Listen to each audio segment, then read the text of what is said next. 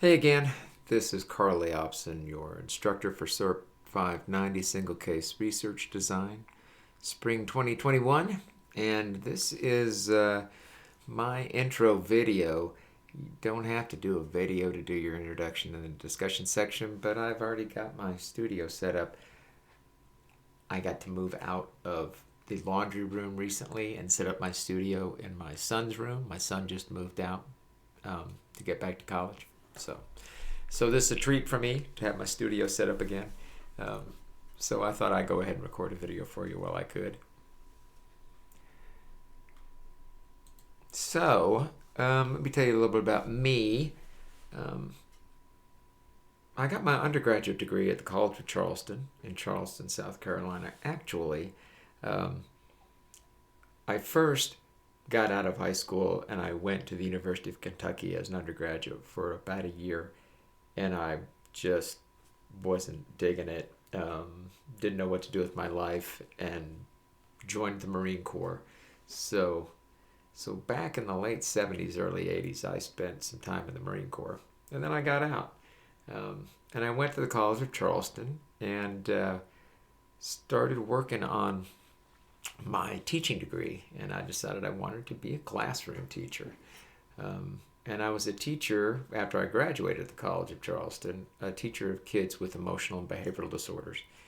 And I taught for several years, and I taught in mostly in the rural South, and also in Charlotte, North Carolina, and in Reading, Pennsylvania, a number of different places.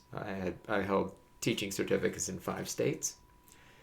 And then I was invited to go back to get my master's degree. And I got my master's degree at the University of Kentucky in assistive technology and selecting assistive and adaptive devices for people who have disabilities. This was in the dinosaur days of computers. This is when we'd pop open the back and put in a new sound card, and when you build your own switches. So that was really fun. I then took a job as a behavioral specialist for a school district in Central Kentucky, and the University of Kentucky invited me back. My mentor, Mike Nelson, and Terry Scott invited me to come to the University of Kentucky and get my doctoral degree, and I did. It was fabulous, and I got my doctoral degree from the University of Kentucky the year 2000. And then I came to the University of Arizona. So this is the one and only place where I've ever been a faculty member, and I've been a faculty member here for 20 years. It's been fabulous, and right now, for the past 3 years, I've really been honored to be selected as the department chair, and kind of carry the banner for this department. Fabulous department. Just incredible world-class researchers, and the fact that I get to kick crap out of their way so they can go out and do their work, and do the same for all the instructors and all of the folks who are career track professionals who are leading our great programs. It's just wonderful. It's a really wonderful thing. I'm really digging it. If you want to see more about my research background, go to scholar.google.com and type in my name, and it'll pop up every single thing that I've ever written. It goes on a ways. It's a bunch. I've been lucky to work with some fabulous people on some fabulous national projects. Okay. And my area of research is functional behavioral assessment and behavioral analysis. So I worked with kids when I was a teacher, kids with emotional and behavioral disorders, Did the same thing when I was a consultant for a school district. I was a BCBA before there were BCBAs. Just running around a district working with kids who didn't fit in, right? And who engaged in behavior that just didn't fit. So I did my best to help them fit. But those were the early days of functional behavioral assessments.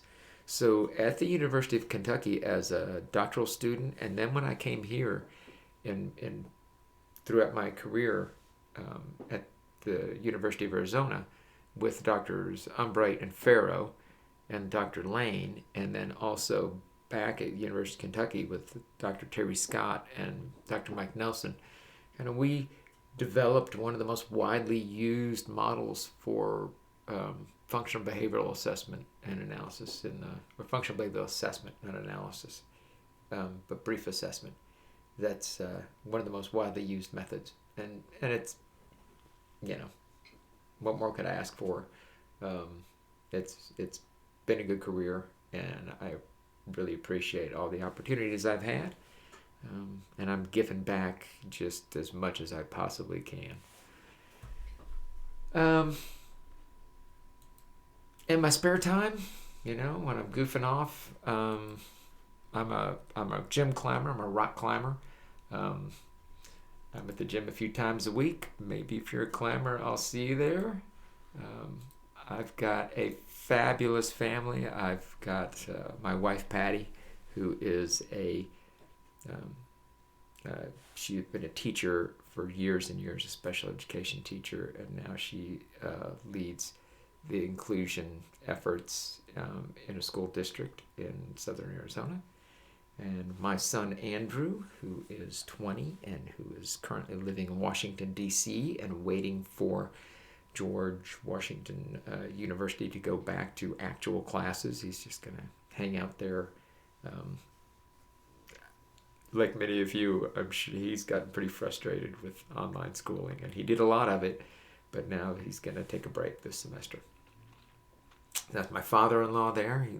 We moved him to Tucson not too long ago. So that's me, and that's my intro. Again, you don't have to do a video. Think about it.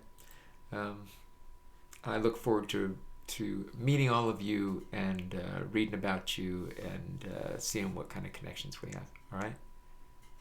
See you later.